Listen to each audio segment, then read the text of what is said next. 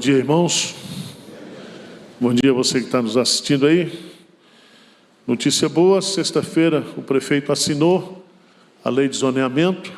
Fomos contemplados, ontem saiu publicado no Diário Oficial do município. Toda essa quadra agora é uma zona onde a gente pode construir até 20 andares. Amém? Então prepara o bolso, porque ninguém aqui joga na Mega Sena. Essa obra vai ser feita com os recursos de Deus, através do povo de Deus. Você que está aí, assistindo a gente aí, muita gente no Brasil não tem a dimensão de saber as dificuldades que a gente enfrenta aqui. Eu estava vendo essa semana aqui no bairro de Pinheiros, 1 metro quadrado está por R$30 mil, de um apartamento. Quando você fala isso Brasil afora, né? E as lutas que a gente tem aqui agora, se Deus quiser agora desenvolver o projeto, e emergencialmente nós estamos estudando derrubar essas casas, esse prédio, colocar um galpão aí para 2.000 pessoas, para a gente atender de urgente essa necessidade. Você que está aí fora, não fica zangado, não. Pedir para os crentes velhos dar, mas não dão, fica aqui, tá? Então você está nos assistindo aí, chegue mais cedo. No próximo domingo, nós teremos aqui um dia especial de gratidão. Nós vamos começar às 8 e vamos até às 8 da noite sem parar. Vai ser uma jornada de gratidão e pedindo a Deus direção, recursos, orando pelas famílias da igreja, pelos ministérios da igreja, porque a partir da primeira semana de fevereiro, a igreja volta a todo vapor o trabalho dos ministérios. Tá certo? Abra a sua Bíblia, Mateus capítulo 9, versos 37 e 38.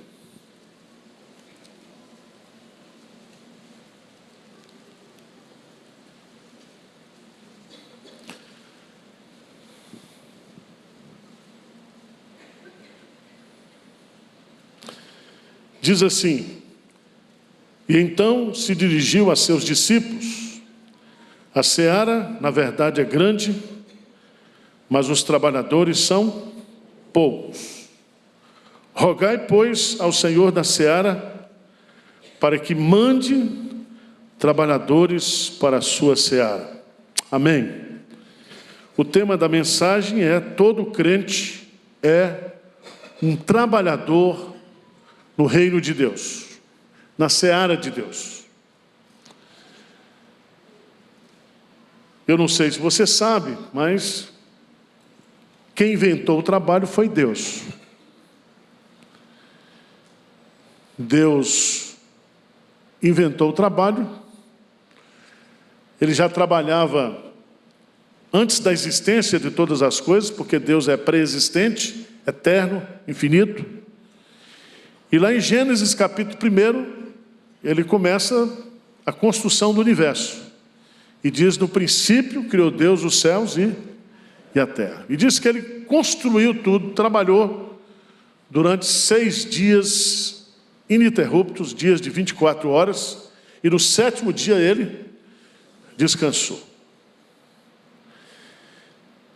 Quando ele vai dar a lei para Moisés, ele estabelece uma lei que diz assim: 6 dias trabalharás, e nele farás toda a tua obra. Então o trabalho não é somente um exemplo, um princípio criado por Deus, mas o trabalho é um mandamento. Por isso que a preguiça na Bíblia é pecado. A condescendência de Deus é tão grande que Ele é o Deus que trabalha e que convoca trabalhadores para a sua seara. Nós. Os anjos, com certeza, servem melhor a Deus do que nós, exceto pelo fato de que eles não experimentam, como anjos, a graça de Deus que nós cantamos aqui agora. Isso significa que os anjos, eles são autossuficientes na realização do trabalho deles. Mas eu e você, nós dependemos de Deus para tudo. Jesus disse: sem mim nada podeis fazer. Esse texto é muito simples. Esse texto traz algumas verdades principais. Eu vou escolher apenas uma delas. A primeira delas, a realidade da seara, quando ele diz, na verdade, a seara é grande e os trabalhadores o que são? Em outras palavras, há mais serviço, a demanda é maior do que a quantidade de trabalhadores. E essa seara só será concretizada porque nós temos um Deus que trabalha de forma extraordinária. Para Deus, Ele pode fazer num dia o que se gastaria 1000 anos, porque para Ele, um dia e 1000 anos não simbolizam, não significam absolutamente nada. Mas Deus, Ele pede, diante dessa realidade, que nós oremos para que Ele envie trabalhadores para a sua seara. E Ele está falando isso para os discípulos. E quando a gente toma esse texto aqui, a primeira oração que a gente faz é: Senhor, me erra. Me erra. Porque todo mundo pensa que o trabalhador aqui é o outro. Que o trabalhador aqui são aquelas pessoas que têm um chamado especial, transcultural, um vocacionado assim, sobrenaturalmente. Não. Se você observar na sequência, no capítulo 10, ele chama os 12, cada um pelo seu nome. E lá em Mateus, capítulo 20, se você observar, o primeiro versículo, eu queria só que você lesse lá, Mateus capítulo 20. Lê comigo, por favor, Mateus capítulo 20, versículo 1, o que diz? Porque o reino dos céus é semelhante a um dono de casa que saiu de madrugada para assalariar trabalhadores. Significa que você pode ser filho de Deus, súdito do reino, você pode ter vários títulos que a Bíblia coloca. Mas você não pode negar que você também é um empregado do reino de Deus. Você é um peão. E Deus não escolhe outra palavra. Tá certo? Ele diz: rogai, pois, ao Senhor da seara para que mande o quê? Trabalhadores. E essa palavra trabalhadores significa, de fato, aquelas pessoas que pegam no pesado, que trabalham, não num agronegócio como nós temos hoje, todo computadorizado, um satélite, mas aqui é cabo de enxada mesmo, é picareta. Ele está falando de um trabalho árduo, de um trabalho intenso, de um trabalho difícil. E eu quero nesta manhã, porque eu já estou vendo gente com cara fechada, às 11 horas da manhã, eu quero apresentar pelo menos 5 características, porque o texto diz para que Deus o quê? Envie, mande, para que Deus mande. A primeira característica de um trabalhador do reino de Deus é que ele é mandado por Deus. Ele é enviado por Deus. Em outras palavras, não é um voluntário. Não é uma pessoa que se oferece espontaneamente. Não é uma pessoa que olha para a sua agenda e diz assim: eu vou ver se eu posso dar esse tempo, ou eu posso fazer isso. Não, não é assim não. A expressão aí é mande. Essa palavra, quando a gente vai entender essa doutrina, é a doutrina da vocação, do chamado de Deus. Existe o chamado eficaz, que é o chamado para ser crente, mas toda aquela pessoa que é chamado para ser crente é chamado também para servir, para ser um trabalhador do reino de Deus.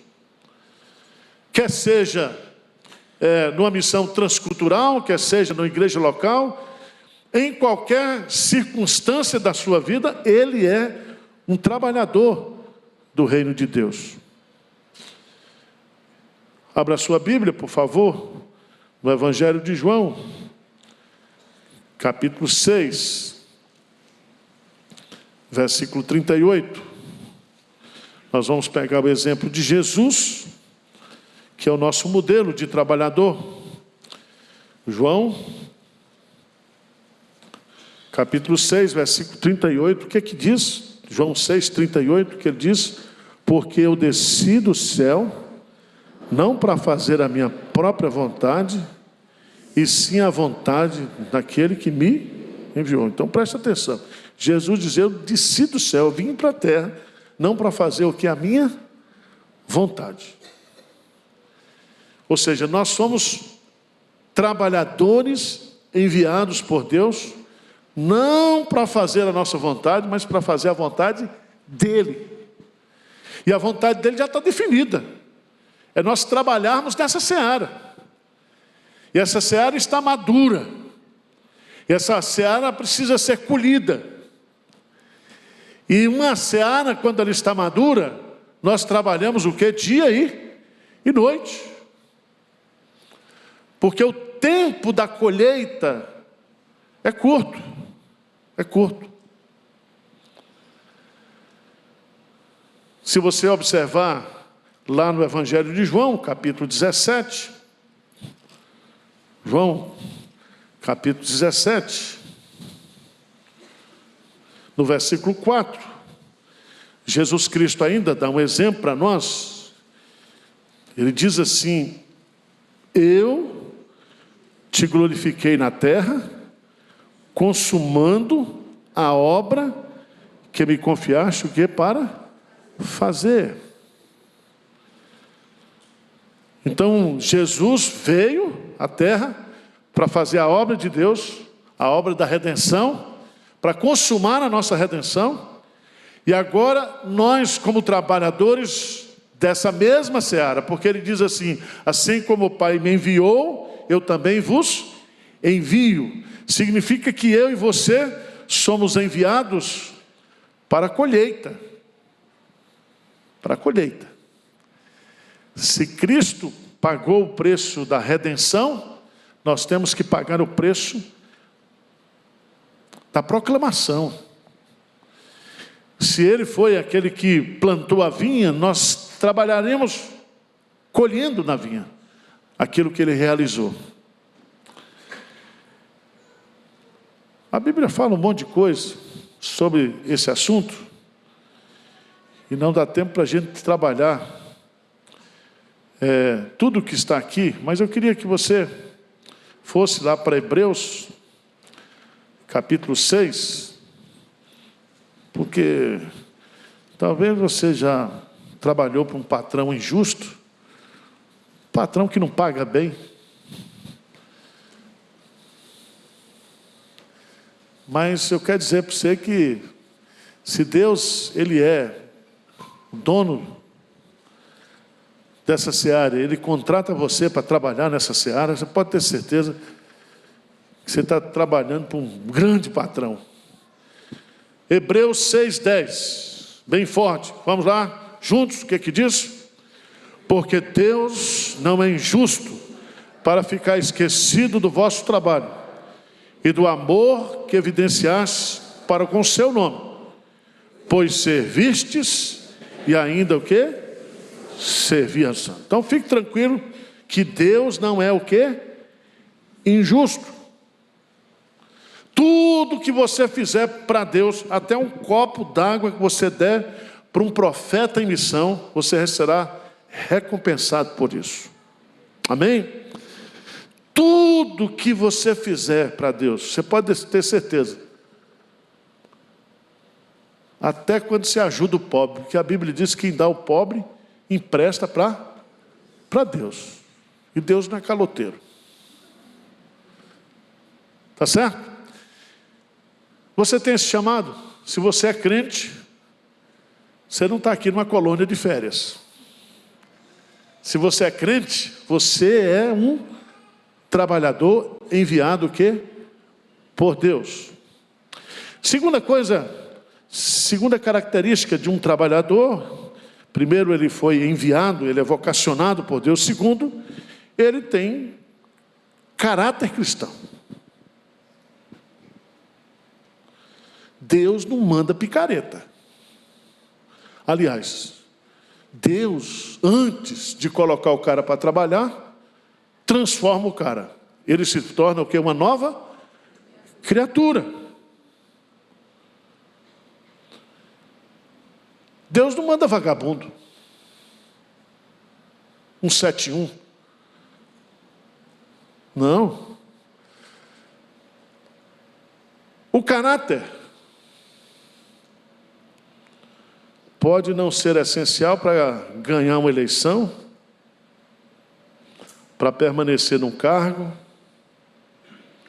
para alcançar sucesso no mundo. O mundo está cheio de gente mau caráter. E parece que quanto mais mau caráter, as pessoas admiram. No reino de Deus, na obra de Deus, o caráter é essencial. Bob Cook, ele diz assim: não há substituto para o caráter. Você pode comprar um cérebro, mas não pode comprar um caráter. Habilidade, carisma, competência, sem integridade, podem conduzir às tragédias. Nenhuma quantidade de habilidade pode compensar a falta de integridade. Irmãos, caráter é exigido até no mundo do crime, sabia disso? Você imagina o reino de Deus. Os trabalhadores do reino são pessoas falhas, são pessoas defeituosas,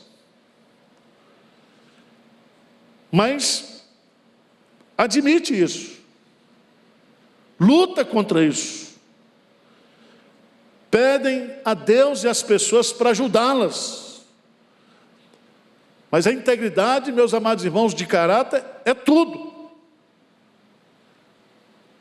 É por isso que quando vai se falar das qualificações para alguém ser um líder na igreja, as primeiras qualificações que aparecem lá no 1 Timóteo, capítulo 3, em Tito, capítulo 1, para alguém ser presbítero ou diácono na igreja, são os princípios de caráter, de conduta.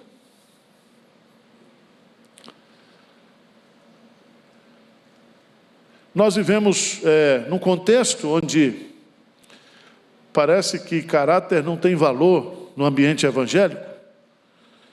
Parece que se a pessoa tem carisma, tem loquacidade, tem jogo de cintura, tem habilidade de negociação, parece que tudo isso hoje é mais importante na igreja, no reino de Deus, do que caráter.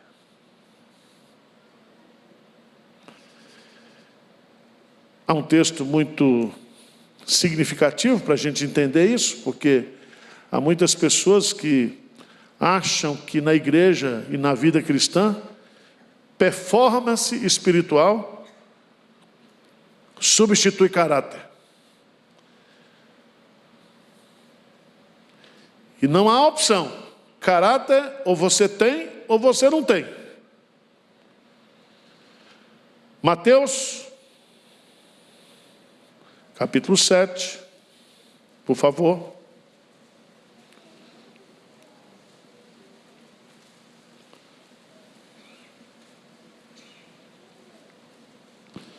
Versículo 22 e 23, vamos ler juntos? O que é que diz aí? O que é que diz? Muitos, não poucos, viu? O que significa muitos? Muitos. Não são poucos. Muitos naquele dia, quando Jesus voltar, hão de dizer-me, isso aí Jesus está dizendo, tá?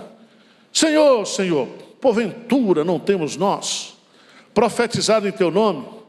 Em teu nome não expelimos demônios? E em teu nome não fizemos muitos, não poucos, muitos milagres? Então lhes direi explicitamente, nunca vos conheci. Nunca vos conheci. Apartai-vos de mim, os que praticais o que há? Veja bem, iniquidade aqui é você praticar uma religiosidade sem o poder, sem a autoridade de Deus. Isso significa estelionato espiritual. 171. Vocês estão entendendo ou não? Nunca vos conheci, mas nós fizemos tudo em teu nome. Mas não foi o meu poder, não foi a minha autoridade, não fui eu. Porque se eu nunca vos conheci, vocês fizeram algo não com a minha ajuda, porque sem mim nada podeis fazer. Irmãos, a Bíblia fala que aquele que mentia, agora não minta mais. Fale o quê? A verdade. Aquele que roubava, quando não era crente, pode roubar. E vai o quê? Trabalhar. Para não somente suprir as suas necessidades, e também ajudar os outros. O crente que tem caráter, tem palavra.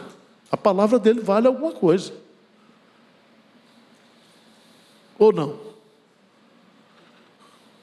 A Bíblia fala que o bom nome vale mais do que dinheiro, do que ouro. E no dia que eu e você, nós perdermos a nossa autoridade por causa dos nossos desvios de caráter, de mau catido, nós estamos o quê? Na roça. Deus envia trabalhadores para a sua seara. Você pode ter certeza. São trabalhadores enviados por Ele. E Ele, ao enviar esses trabalhadores, eles são pessoas de caráter. Não são pessoas perfeitas. Mas são pessoas que têm integridade. São inteiros. Inteiros. Terceiro lugar, vocação, integridade, não podia faltar aqui a questão da fé. Da fé. Porque a seara é grande e os trabalhadores são o quê? Poucos. Ou seja, a demanda é maior do que a oferta de trabalho, de emprego, de trabalhadores. Significa que no reino de Deus a gente sempre vai administrar necessidades. As necessidades são maiores do que os recursos, em todas as áreas. Em todas as áreas. Você pode dizer, mas a igreja de Pinheiros tem 4.000 membros, mas se você descobrir, há muitas áreas aqui na igreja precisando de trabalhadores. Há muitas áreas deficitárias aqui na igreja. Porque tem muita gente que acha que ser crente é vir assistir culto. Só assistir culto. Não, meu irmão. Você é um trabalhador. E é tão bonito quando você vai estudar a vida dos homens de Deus, porque eles aprendem desde cedo que o justo viverá pela fé, que tudo que não é de fé é pecado, que sem fé é impossível o quê? Agradar a Deus. E sem fé nós vamos receber absolutamente nada dele. A fé é a moeda do mundo espiritual. Nós só conseguimos as coisas do mundo espiritual com a moeda da fé. A fé começa como fé salvadora, mas a fé ela é vivenciada. A fé não é uma decoração, mas é uma imposição. Lá em Hebreus, capítulo 11, se repete mais de 30 vezes na galeria dos heróis da fé, pela fé, pela fé, pela fé, pela fé. E toda fé, ela cresce em meio às dificuldades e às provações. Alguém já disse que não se pode confiar em uma fé que não foi provada, porque a fé provada é a fé que recebe aquilo que se chama de musculatura espiritual. George Miller, ele diz: a única maneira de adquirir uma fé forte é suportar pesadas provações. Ou seja, o trabalhador de Deus, no reino de Deus, na obra de Deus, ele vive pela fé, e essa fé cresce e amadurece diante justamente dessas lutas, dessas provações. É aí que a fé cresce. A fé, ela vê o invisível, ela crê no incrível e ela recebe o impossível. Amém? 3 testes para ver se você está aprovado aí na sua fé. Primeiro, o que você está fazendo hoje é aprovado pela palavra de Deus?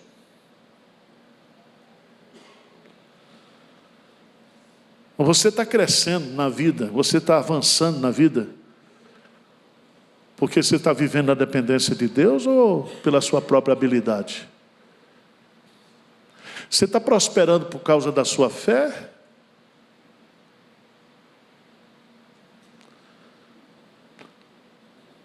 Terceiro teste, você está fazendo o que está fazendo, isso, tudo isso que você está fazendo aí, hoje, como crente, é para a glória de Deus ou para a sua própria glória? Viver pela fé, meus amados irmãos, é o desafio nosso, de todo dia. A fé nos humilha, a fé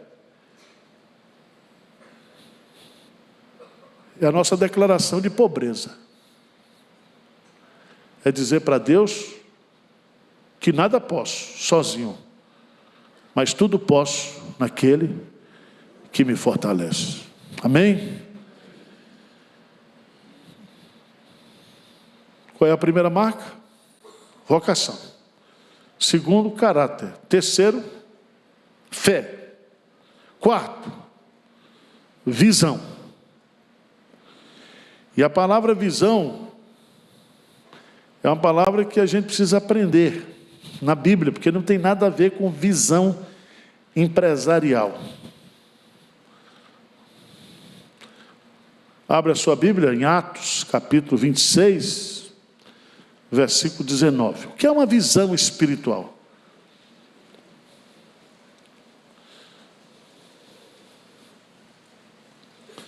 Diz o texto sagrado assim. O que diz aí? Atos 26, 19. Pelo que, ó rei Agripa, não fui desobediente à visão o quê? Celestial. O que é visão celestial, irmão? Aqui, se a visão é celestial, é porque ela veio do céu. É celeste.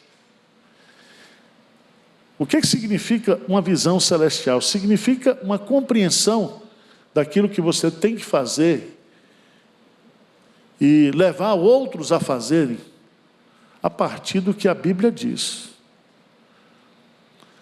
A visão não é uma coisa pessoal. A visão é uma ideia de Deus, é um pensamento de Deus, é um insight de Deus. Nós não temos visões pessoais. A nossa visão, Paulo recebeu aqui no caminho de Damasco, a sua conversão, o seu chamado, E Deus definiu ali o que seria a sua vida.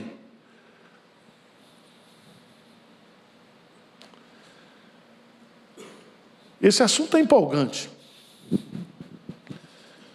Porque a Bíblia fala que sem visão o povo se corrompe. Sem profecia o povo o quê? Se corrompe. Nós precisamos ser dirigidos por uma visão o quê? Celestial. E o servo de Deus é alguém que leva a sua vida baseado em valores, em pensamentos, em ideias celestiais.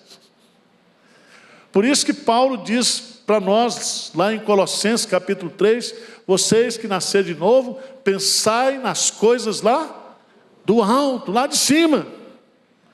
E você pode ter certeza que as pessoas que mais pensaram nas coisas lá de cima, foram aquelas que mais realizaram coisas aqui na terra.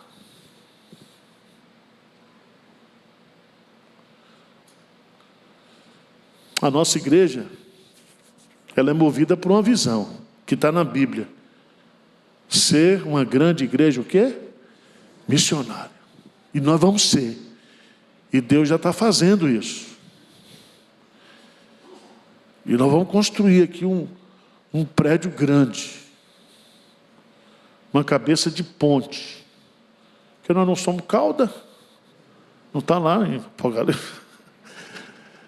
Aqui vai ter uma capela 24 horas orando por São Paulo. Aqui vai ser um centro de missões.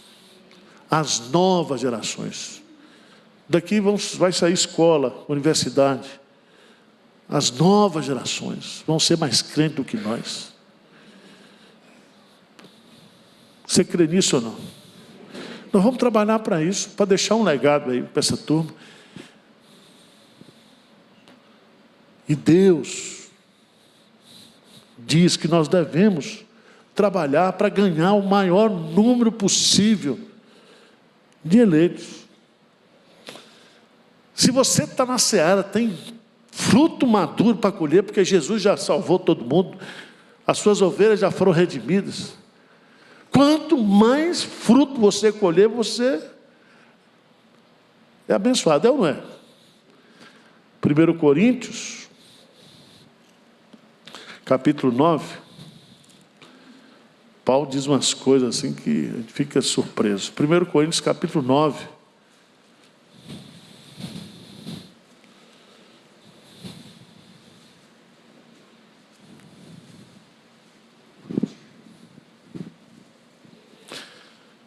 Versículo 19, ele diz assim: porque sendo livre de todos, fiz-me escravo de todos, a fim de ganhar o maior número, o quê? Possível. Paulo tinha uma urgência, ele tinha um desejo de ganhar o maior número possível de pessoas para Jesus.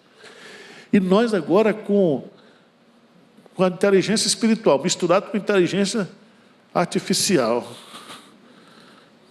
com tanta inteligência que nós temos hoje, nós vamos alcançar o mundo.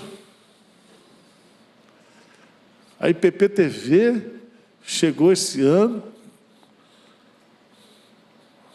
a quase 60 milhões de pessoas alcançadas. São mais de 1000 horas todo mês as pessoas assistindo sermão, culto, não sei o quê, PPP. Sabia disso ou não? É gente se convertendo no mundo todo, a igreja ajudando gente. Deus está fazendo a obra. Então nós temos que ter essa visão. Visão de Deus. Visão dos recursos, visão da oportunidade. Visão de estratégias sábias, inteligentes, para alcançar as novas gerações, para atingir as novas gerações. Por fim, meus amados irmãos, eu vou dizer uma coisa aqui, que eu acho que nós temos que ir buscar, que seria a 5ª marca de um servo enviado por Deus, deve ser o nosso alvo, como trabalhador no reino de Deus. A palavra se chama maturidade. Maturidade. A palavra teleios no grego. Pessoas maduras conhecem a si mesmo, se aceitam e elas são as mesmas pessoas em qualquer situação. Pessoa madura não muda, não é camaleoa.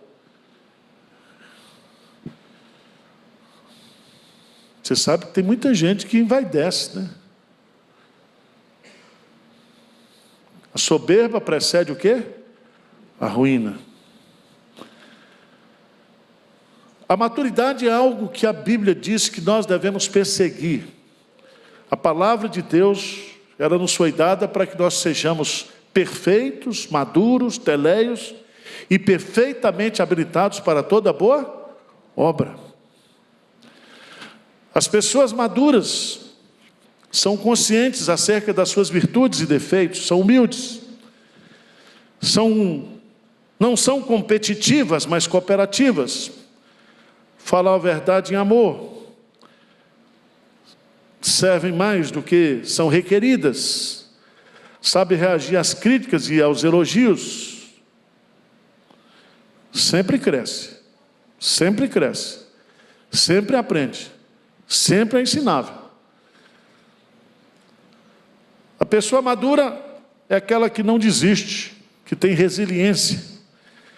A pessoa madura é aquela que fica feliz quando o outro ganha o elogio no seu lugar.